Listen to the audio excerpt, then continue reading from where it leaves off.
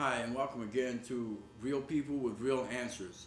This is a For God Productions presentation at the studios of PMN, the Public Media Network in Kalamazoo. First of all, we'd like to say thanks for the use of these facilities because it allows us to share our views and share with you information that's very important. Sometimes the information is so deep and profound that we wonder if everyone believes it. But we used to have a book that we would hold up. It would call Ripley's Believe It or Not. We don't ask you to prove anything, but because we know that you have to trust in something and someone.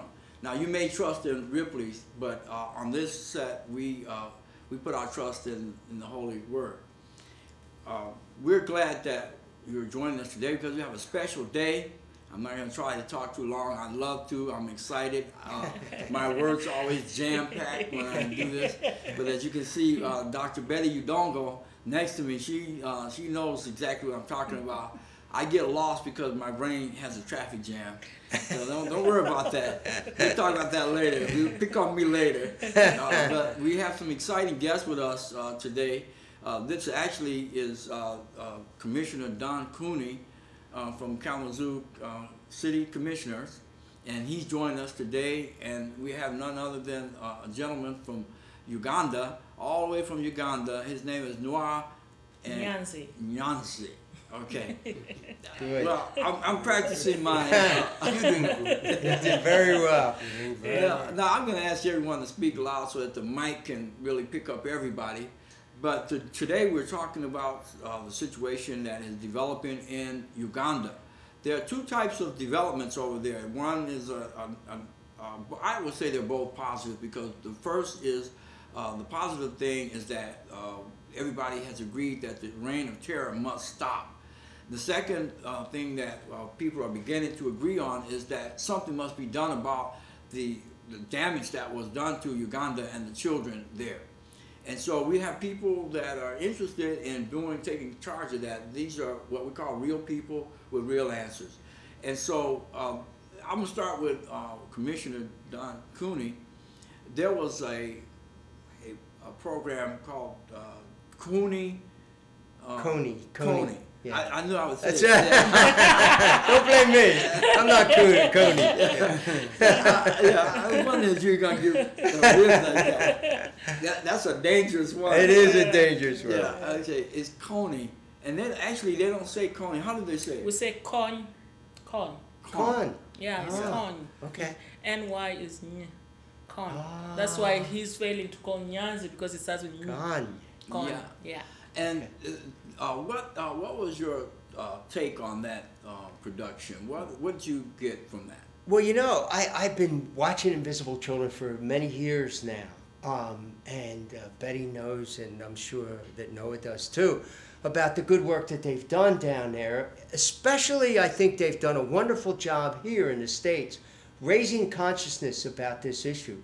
I mean, this issue wasn't on the national agenda, but they did this, and they're young people that have done that. And I think what's powerful is they make visible the terrible hurt that this LRA and Konya have caused, and the responsibility of people who have the ability to do something about it. And I think that's great. Yes. Because we get lost in our own worlds and we forget. I like the way that film started, where he showed the birth of his son. And he said that each of us is born, but none of us chooses where or when we're born. Yes. And if we're fortunate enough to be born in a country that's free and in situations where we are safe and our basic needs are met, it's easy to forget about other people who aren't in that situation. And I think that they've done a wonderful job in making people aware of that. Well, that's good. Well, that's one of the reasons why we wanted you to be on the program today, because you're sitting in between two individuals that have actually witnessed things over there and that are doing things. I have talked with Dr. Betty Udongo about her program in the Nepstar School, but I want to give Nuwa, did I say that right, a chance to tell how are you impacting the damaged situation over there in Uganda. What is your method? My first time to interact directly with the former abducted kids was in 2001. We worked with an Italian organization, F.O.J. I went up to Kitm and the internally displaced camps in the Padibe, where we worked with the kids to try to restore their confidence. We used art therapy. It was for 4 days that we worked with these kids. 10 of them were formerly abducted. 10 of them were AIDS orphans. So what we did was to start a discussion, a debate. So the debate was to choose which topic was going to be addressed. And the topic they chose was like freedom and peace. So what I did was to ask them to sketch their thoughts, the deep thoughts they may have had, and what is it that they wanted to say, but using, just outlining what they wanted to do. That was their homework. So they went home, came back the following day with the notes, and they said, okay, can you go forward and defend your notes? So they thought it was like the usual classroom work, because they were looking at explaining what they are going through, what they wish the government could do. Mm-hmm. By the way, these kids believed that government had the ability to stop the mess. Yes. And their complaint was, we are caught between a rock and hard surface. Mm-hmm. When we are caught by the rebels, we are tortured. The government soldiers suspect us, because these are children who are potential recruits. Jeez. You get the point? Yeah. So they were caught between the rock and hard surface. So they were saying, we know and we believe that government can actually do something about this. They can stop it.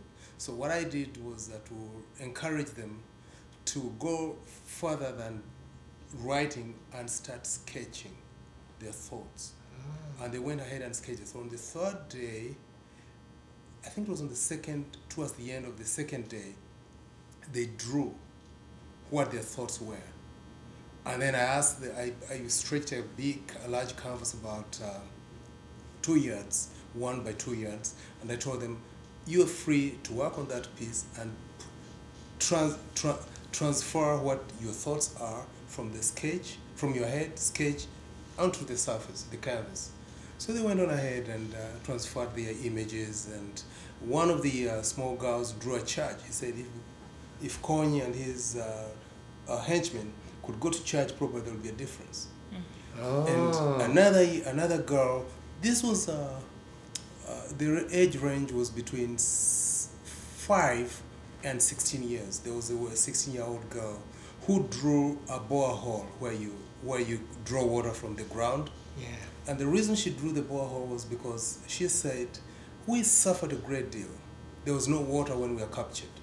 And I am appealing to government to put boreholes all over the place so that next time we are captured, we'll have water to drink and to bathe. Strength, yeah. Wow. Wow, that's just incredible. Then another one was painted a helicopter. This was a boy who had just been released from captivity.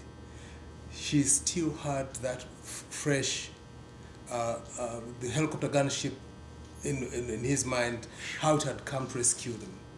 Then another one showed a man holding a gun, taking them captive. They said that's how they were captured.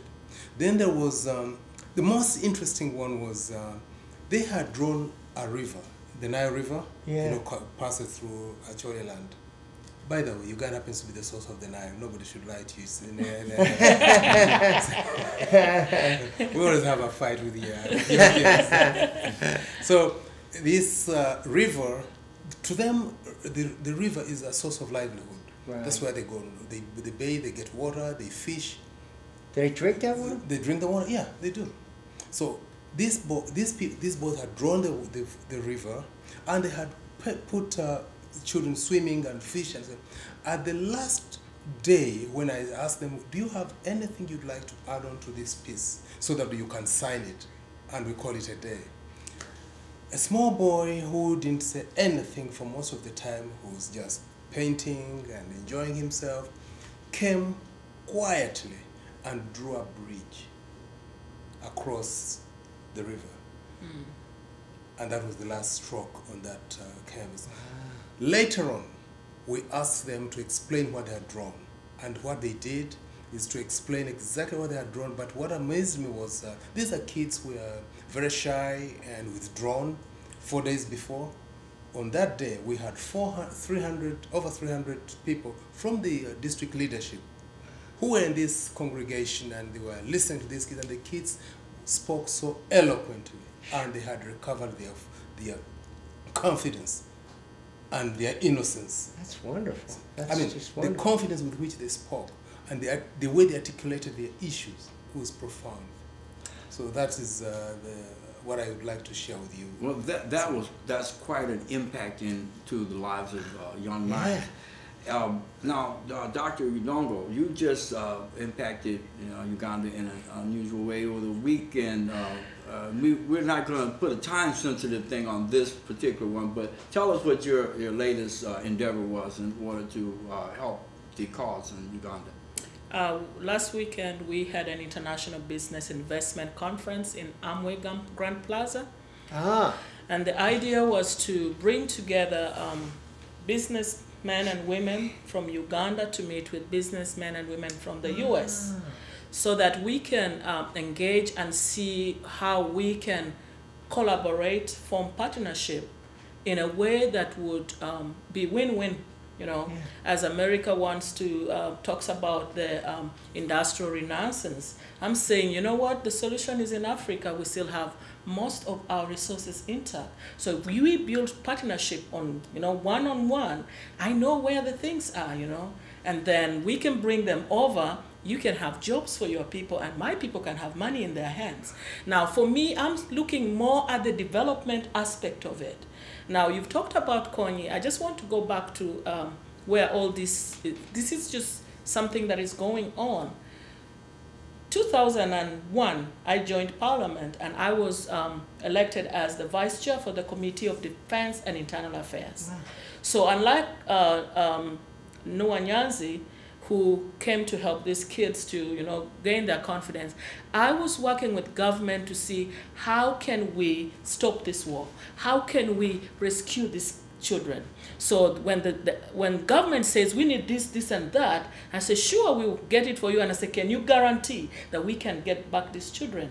Now, sometimes we are lucky to get back the abducted children, okay?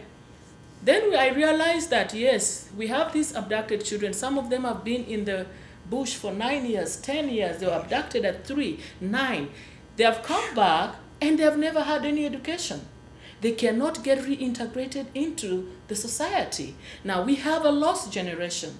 And that's where I like what the invisible children did. The reason they called them invisible was the world was going on as if nothing was happening. My 6-year-old son said, Mom, why don't you tell America to come and take out this man? Because they believed that America had the power to do it. But guess what? It took 25 years before the troops landed in Uganda. And it's 1 year they haven't got coin. So, yes, invisible children brought this to the limelight. Right. And I commend them very greatly. I really don't care what else people say. If they didn't do it, we wouldn't be today talking about this. Right. That bill that was passed in 2010 wouldn't have been passed, right. And part of that bill, in addition to capturing or killing coin, it talks about post-conflict recovery. And yes. That's why this conference was very critical.